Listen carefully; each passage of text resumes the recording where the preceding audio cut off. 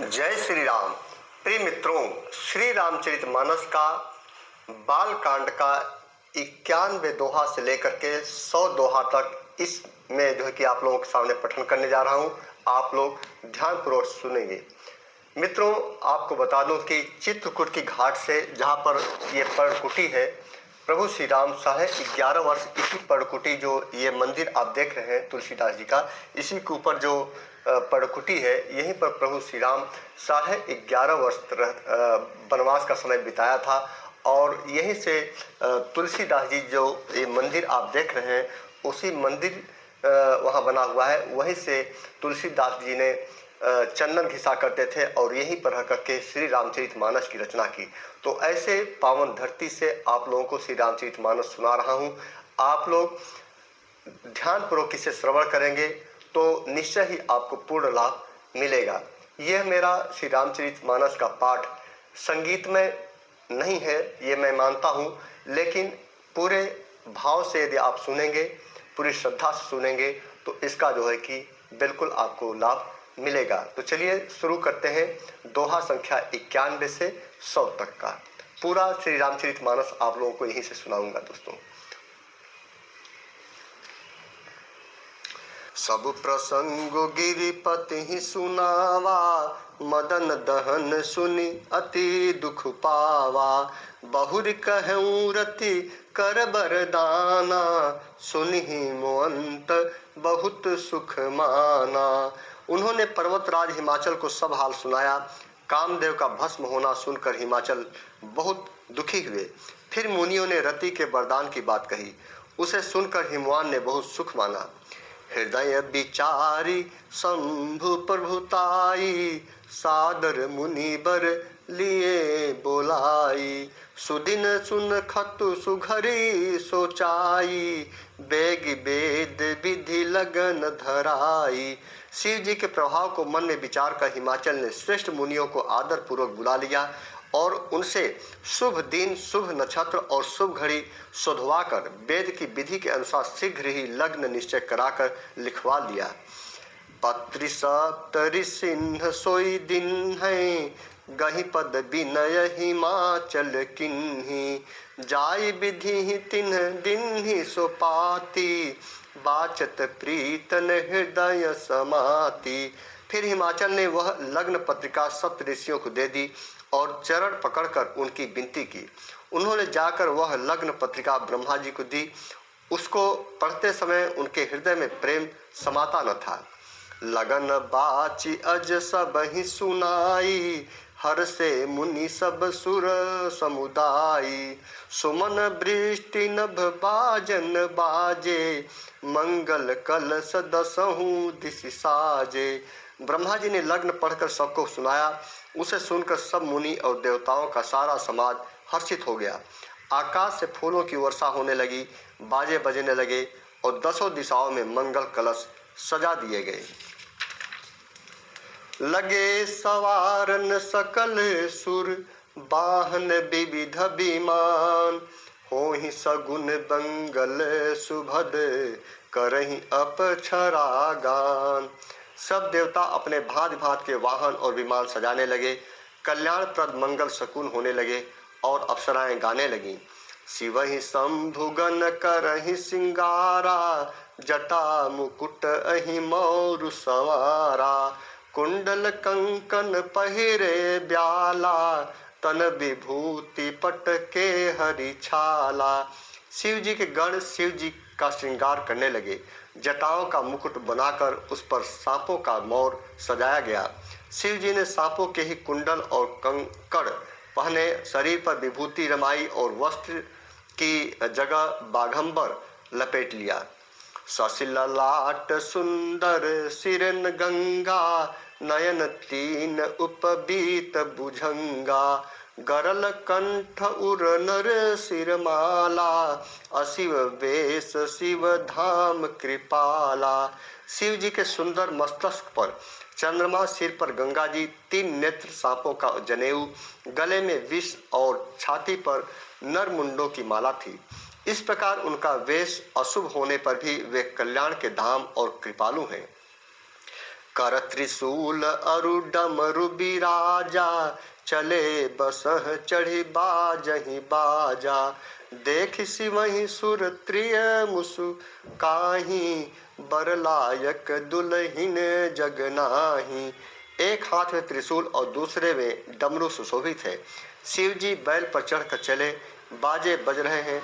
शिव जी को देखकर देवांगनाएं मुस्कुरा रही हैं और कहती हैं कि इस वर के योग्य दुल्हन संसार में नहीं मिलेंगी। विष्णु बिरंच आदि सुर ब्राता, चढ़ चढ़ वाहन चले बराता। सुर समाज सब भांति अनुपा, नहीं बरात दुल्ह अनुरूपा। विष्णु और ब्रह्मा आदि देवताओं के समूह अपने अपने वाहनों सवारियों पर चढ़कर बारात में चले। देवताओं का समाज सब प्रकार से अनुपम अर्थात परम सुंदर था, पर दुल्हे के योग्य बारात न थी। विष्णु कहा जस बिहसी तब, बोली सकल दिशिराज। बिलग बिलग होई चलहूँ, सब निज निज सहित समाज। तब विष्णु भगवान ने सब दिक्पालों को बुलाकर हंसकर ऐसा कहा, सब लोग अपने अपने दल समेत अलग अलग होकर चलो। बर अनुहारी बरात न भाई, हंसी करे हूँ परपुर जाई। विष्णु बचन सुनि सुर मुस्काने, निज निज सेन सहित बिलगाने। हे भाई, हम लोगों की यह बारात बर के योग्य नहीं है, क्या पराये नगर में जाकर हंसी करवाओगे? विष्णु भगवान की बात सुनकर देवता मुस्कुराए और वे अपनी अपनी सेना सहित अलग अलग हो गए। मन ही मन महेशु मुस्काहि, हरि के बिंग्य बचन नहीं जाहि। अति प्रिय बचन सुनत प्रिय केरे, भृंगी प्रेरि सकल गण टेरे। महादेव जी अर्थात यह देखकर मन ही मन मुस्कुराते हैं कि विष्णु भगवान के व्यंग्य वचन अर्थात दिल्लगी नहीं छूटते।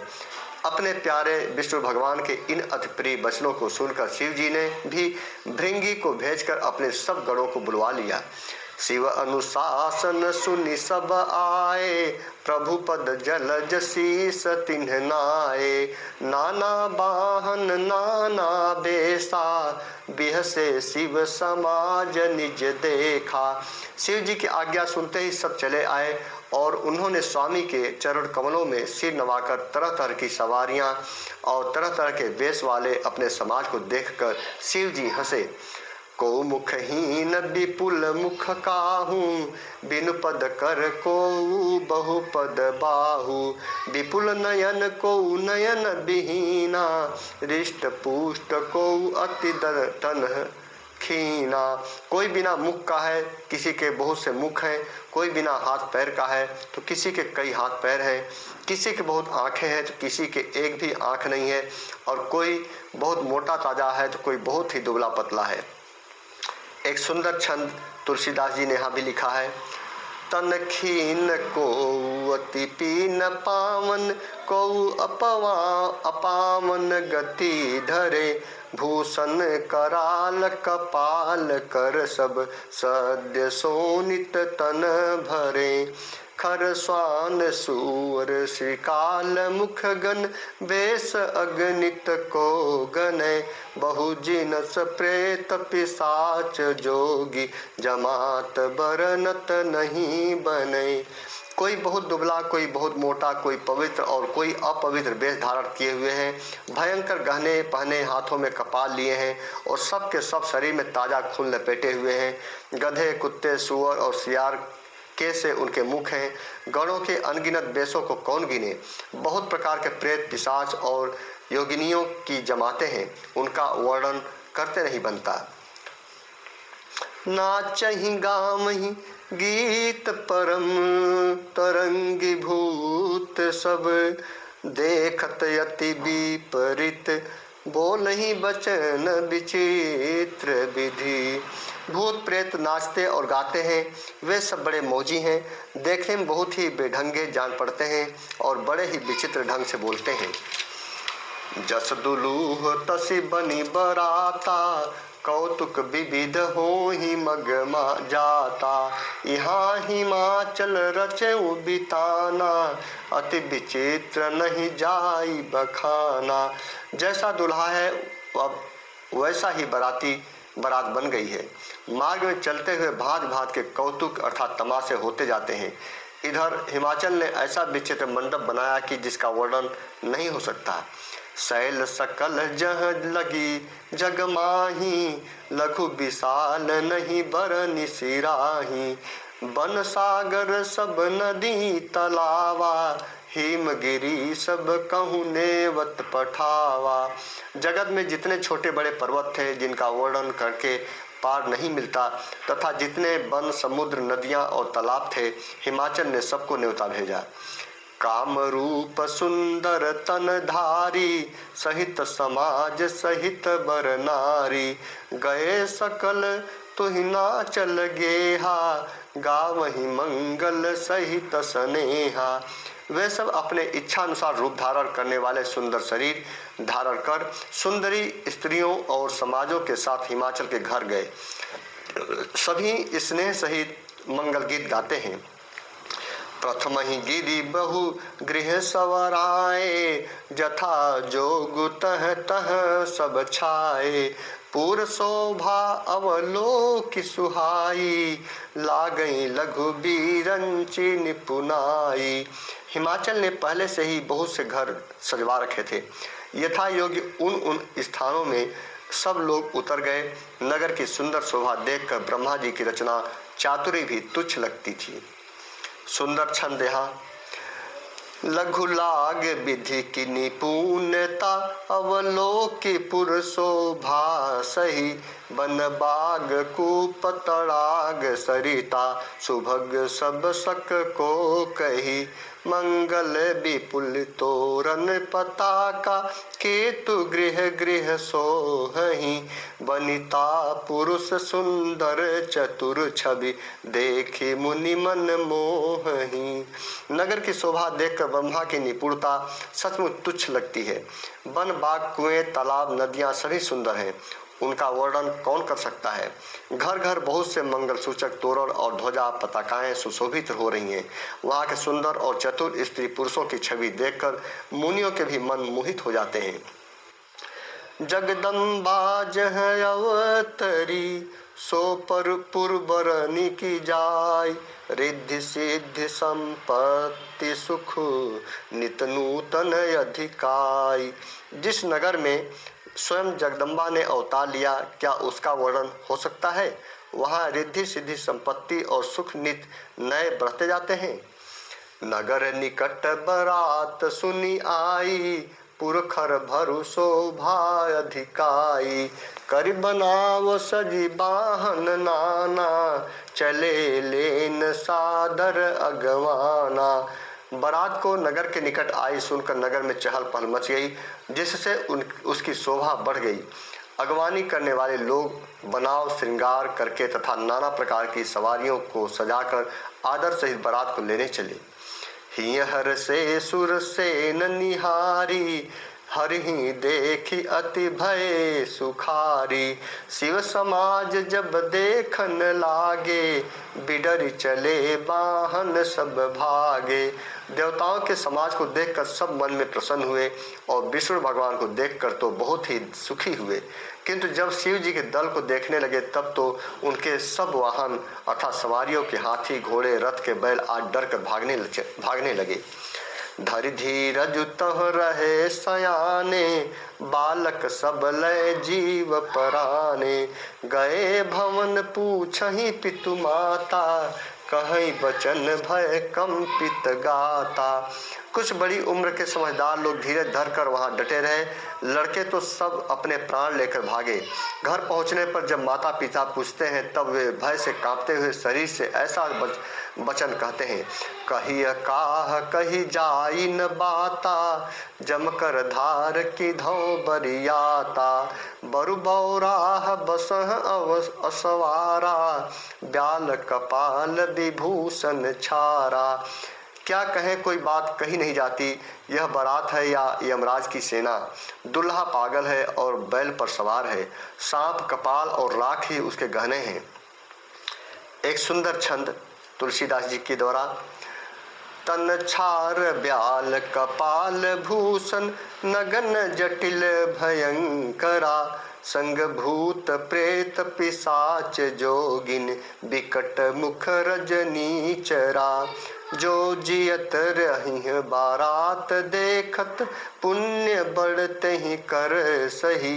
देखी सो उमा विबाहु घर घर बात असिलर कन्ह कहूँ कहीं। दुल्हे की शरीर पर राख लगी है, सांप और कपाल के गहने हैं। वह नंगा जटाधारी और भयंकर है। उसके साथ साथ भयानक मुख वाले भूत प्रेत पिशाच योगिनियाँ और राक्षस हैं। जो बारात को देखकर जीता बचेगा सचमुच उसके बड़े ही पुण्य हैं और वहीं पार्वती जी का विवाह देखेगा। लड़कों ने घर घर यही बात कही। समुझि महेश समाज सब जननी जनक मुस्काहि। बाल बुझाए विविध विधि निडर हो डरु नाही। महेश्वर अर्थात शिव जी का समाज समझकर सब लड़कों के माता पिता मुस्कुराते हैं। उन्होंने बहुत तरह से लड़कों को समझाया कि निडर हो जाओ, डर की कोई बात नहीं है। लय अगवान बारात ही आए दिए सबहि जनवास सुहाए। मैना शुभ आरती सवारी संग सुमंगल गावहि नारी। अगवान लोग बारात को लिवा लाए। उन्होंने सबको सुंदर जनवा से ठहरने को दिया। मैना अर्थात पार्वती जी की माता ने शुभ आरती सजाई और उनके साथ की स्त्रियां उत्तम मंगल गीत गाने लगीं। कंचन थार सोह बर बापानी परिछन चली हरही हरसानी। बिकट बेस रुद्र ही जब देखा अबलन उर भय भयउ विशेषा। सुंदर हाथों में सोने का थाल शोभित है। इस प्रकार मैना हर्ष के साथ शिव जी का परिछन करने चली। जब महादेव जी को भयानक वेश में देखा तब तो स्त्रियों के मन में बड़ा भारी भय उत्पन्न हो गया। भागी भवन पैठी अति त्रासा गए महेशु जहाँ जनवासा। मैना हृदय भयउ दुख भारी लिन्हि बोल गिरीश कुमारी। बहुत ही डर के मारे भागकर वे घर में घुस गईं और शिव जी जहाँ तहाँ जनवासा था वहाँ चले गए। मैना के हृदय में बड़ा दुख हुआ। उन्होंने पार्वती जी को अपने पास बुला लिया। अधिक स्नेह गोद बैठारी श्याम सरोज नयन भरे बारी। जही विध तुम्हि रूप अस दिन्हा तेहि जड़ बर अबाउर कस दिन किन्हा। और अत्यंत स्नेह से गोद में बैठाकर अपने नील कमल के समान नेत्रों में आंसू भरकर कहा, जिस विधाता ने तुमको ऐसा सुंदर रूप दिया उस मूर्ख ने तुम्हारे दूल्हे को बावला कैसे बना दिया। माता पार्वती की जो माता थी मैना, उन्होंने शिव जी को उनकी वेशभूषा को देख करके जो अंदर उनके भावना जगी वह जो है कि अपने पुत्री पार्वती से एक छंद के माध्यम से तुलसीदास जी ने बहुत ही अच्छे ढंग से कहा है। कस किन्ह बरु बौराह विधि जही तुम ही सुंदरता दई। जो फलु चाहिए सुरत रूही सो बर बस बबूर ही ला गई। तुम सहित गिरते गिरो पावक जरौ जल निधि महु परौ। घरु जाऊ अपजसु हो जग जीवत विबाहु न हो करो। जिस विधाता ने तुमको सुंदरता दी उसने तुम्हारे लिए बर बावला कैसे बनाया। जो फल कल्प वृक्ष में लगना चाहिए वह जबरदस्ती बबूल में लग रहा है। मैं तुम्हें लेकर पहाड़ से गिर पड़ूंगी, आग में जल जाऊंगी या समुद्र में कूद पड़ूंगी। चाहे घर उजड़ जाए और संसार भर में अपकीर्ति फैल जाए पर जीते जी मैं इस बावले बर से तुम्हारा विवाह न करूंगी। भई बिकल अबला सकल दुखित देखी गिरी नारी। कर बिलाप रोदत बदती सुतासने हु संभार। हिमाचल की स्त्री अर्थात मैना को दुखी देखकर सारी स्त्रियां व्याकुल हो गईं। मैना अपनी कन्या के स्नेह को याद करके विलाप करती, रोती और कहती थी, नारद कर मैं काह बिगारा, भवनु मोर जिन्ह बसत उजारा। अस उपदेश उमहि जिन्ह दिन्हा, बौरे बरहि लागी तप किन्हा। मैंने नारद का क्या बिगाड़ा था जिन्होंने मेरा बसता हुआ घर उजाड़ दिया और जिन्होंने पार्वती को ऐसा उपदेश दिया कि जिससे उसने बावले बर के लिए तप किया। साचे हूँ उनके मोहन माया, उदासीन धनु धाम न जाया। पर घर घालक लाज न भीरा, बाझ की जान प्रसव कै पीरा। सचमुच उनके न किसी का मोह है, न माया, न उनके धन है, न घर है और न ही स्त्री ही है। वे सबसे उदासीन हैं, इसी से वे दूसरे का घर उजाड़ने वाले हैं। उन्हें न किसी की लाज है और न डर है। भला 5 स्त्री प्रसव की पीड़ा को क्या जाने। जननी बिकल बिलो की भवानी, बोली जूत विवेक मृदुबानी। अस विचार सोचहि मति माता, सो न टरई जो रचई विधाता। माता को बिकल देखकर पार्वती जी विवेक युक्त कोमल वाणी बोली, हे माता, जो विधाता रच देते हैं वह टलता नहीं। ऐसा विचार कर तुम सोच मत करो। करम लिखा जो बाउर नाहू, तौकत दोष लगाई काहू। तुम सन मिटहि की विधि के अंका, मातु व्यर्थ जन लेहु कलंका। जो मेरे भाग में बावला ही पति लिखा है तो किसी को क्यों दोष लगाया जाए। हे माता, क्या विधाता के अंग तुमसे मिट सकते हैं। वृथा कलंक का टीका मत लो। एक सुंदर छंद। जनिले हूँ मातु कलंक करुणा, परिहरहूँ अवसर नहीं। दुख सुख जो लिखा लीलार हमरे, जाब जह पाउब तहीं। सुनी उमा बचन विनीत कोमल, सकल अबला सोचहि। बहु भांति विधि लगाई दूषण, नयन बारी विमोचहि। हे माता, कलंक मत लो, रोना छोड़ो, यह अवसर विषाद करने का नहीं। मेरे भाग में जो दुख सुख लिखा है उसे मैं जहाँ जाऊंगी वहाँ पाऊंगी। पार्वती जी के ऐसे विनय भरे कोमल वचन सुनकर सारी स्त्रियां सोच करने लगीं और भांति भांति से विधाता को दोष देकर आंखों से आंसू बहाने लगीं। तेहि अवसर नारद सहित अरु ऋषि सप्त समेत, समाचार सुनि तुहि न गिरी, गवने तुरत निकेत। इस समाचार को सुनते ही हिमाचल उसी समय नारद जी और सप्तर्षियों को साथ लेकर अपने घर गए। तब नारद सबहि समुझावा, पूरब कथा प्रसंग सुनावा। मैना सत्य सुनहु मम बानी, जगदम्बा तव सुता भवानी। तब नारद जी ने पूर्व जन्म की कथा सुनाकर सबको समझाया और कहा कि हे मैना, तुम मेरी सच्ची बात सुनो। तुम्हारी यह लड़की साक्षात जगत जननी भवानी है। अजा अनादि शक्ति अविनाशिनी, सदा शंभु अर्धंग निवासिनी। जग संभव पालन लयकारिने, निज इच्छा लीला बपुधारिन। ये अजन्मा अनादि और अविनाशिनी शक्ति है, सदा शिव जी के अर्धांग में रहती हैं। ये जगत की उत्पत्ति, पालन और संहार करने वाली हैं और अपनी इच्छा से ही लीला शरीर धारण करती हैं। जन्मी प्रथम दक्ष गृह जाई, नाम सती सुंदर तनु पाई।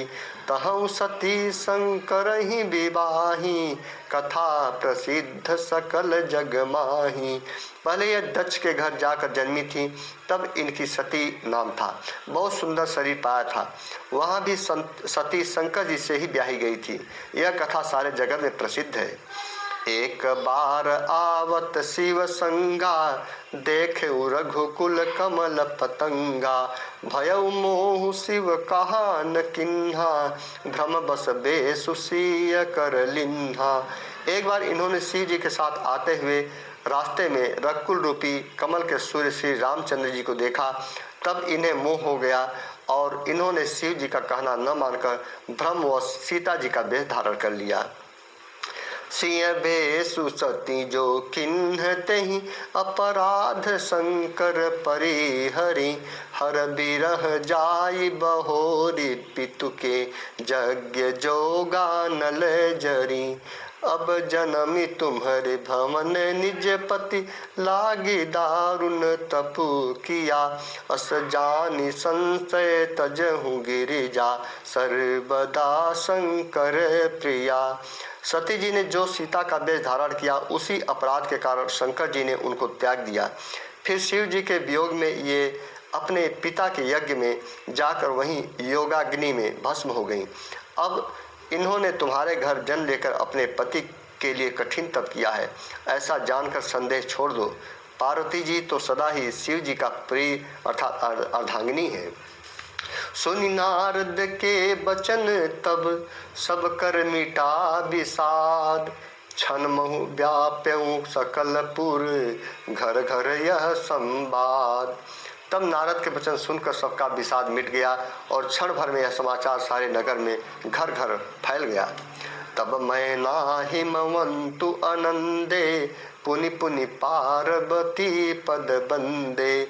नारी पुरुष शिशु जुबा सयाने, नगर लोग सब अति हर्षाने। तब मैना हिमवान आनंद में मग्न हो गए और उन्होंने बार बार पार्वती के चरणों की वंदना की। स्त्री पुरुष बालक युवा और वृद्ध नगर के सभी लोग बहुत प्रसन्न हुए। लगे होनपुर मंगल गाना, सजे सबहि हाटक घट जाना। भांति अनेक भई जेवनारा, सूप शास्त्र जस कछु व्यवहारा। नगर में मंगल गीत गाए जाने लगे और सब ने भांति भांति के स्वर्ण के कलश सजाए। पाक शास्त्र में जैसी रीत है उसके अनुसार अनेक भांति की जौनार हुई अर्थात रसोइयाँ बनी। सो जेवनार की जाई बखानी, बसहि भवन जहि मातु भवानी। सादर बोले सकल बराती, विष्णु बिरंचि देव सब जाति।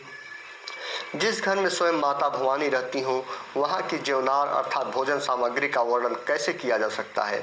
हिमाचल ने आदर पूर्वक सब बारातियों को विष्णु, ब्रह्मा और सब जात के देवताओं को बुलाया। विविध पाति बैठी जेवनारा, लागे परुसन निपुण सुवारा। नारी वृंद सुर जेवत जानी, लगी देन गारी मृदुबानी। भोजन अर्थात करने वालों की बहुत ही पंक्तियाँ बैठी, चतुर रसोइये परोसने लगे। स्त्रियों की मंडलियाँ देवताओं को भोजन करते जानकर कोमल वाणी से गालियाँ देने लगी। गारियाँ एक छंद के रूप में आप लोग सुनिए। गारी मधुर स्वर देहि सुंदर, बिंग्य बचन सुनावहि।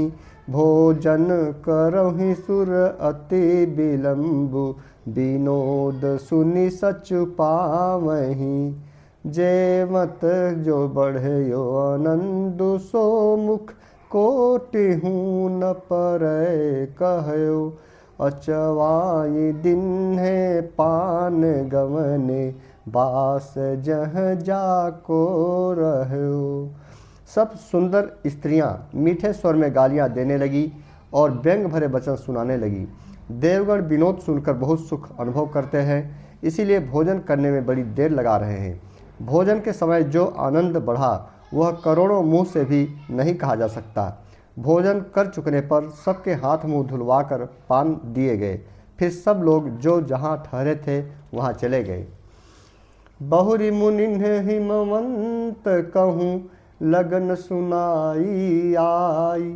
समय बिलोक विवाह कर, पठे देव बोलाई। फिर मुनियों ने लौटकर हिमवान को लगन अर्थात लग्न पत्रिका सुनाई और विवाह का समय देखकर देवताओं को बुला भेजा। बोली सकल सुर सादर लिन्हे, सबहि जथोचित आसन दिन्हे। वेद वेद विधान संवारी, सुभग सुमंगल गामहि नारी। सब देवताओं को आदर सहित बुलवा लिया और सबको यथा योग्य आसन दिए। वेद की रीत से वेदी सजाई गई और स्त्रियां सुंदर श्रेष्ठ मंगल गीत गाने लगीं। सिंहासनु अति दिव्य सुहावा, जाइन बरन बिरंचि बनावा। बैठे शिव विप्रन्न सिरुनाई, हृदय सुमीर निज प्रभु रघुराई। वेदिका पर एक अत्यंत सुंदर दिव्य सिंहासन था, जिसकी सुंदरता का वर्णन नहीं किया जा सकता, क्योंकि वह स्वयं ब्रह्मा जी का बनाया हुआ था। ब्राह्मणों को सिर नवाकर और हृदय में अपने स्वामी श्री रघुनाथ जी का स्मरण करके शिव जी उस सिंहासन पर बैठ गए। बहुरी मुनि सन उमा बोलाई, करि सिंगारु सखी लय आई। देखत रूप सकल सुर मोहे, बरनय छवि अस जग कवि कोहे। फिर मुनीश्वरों ने पार्वती जी को बुलाया। सखियां श्रृंगार करके उन्हें ले आईं। पार्वती जी के रूप को देखते ही सब देवता मोहित हो गए। संसार में ऐसा कवि कौन है जो उस सुंदरता का वर्णन कर सके। जगदम्बिका जानि भव भामा, सुरन मनहि मन किन्ह प्रणामा।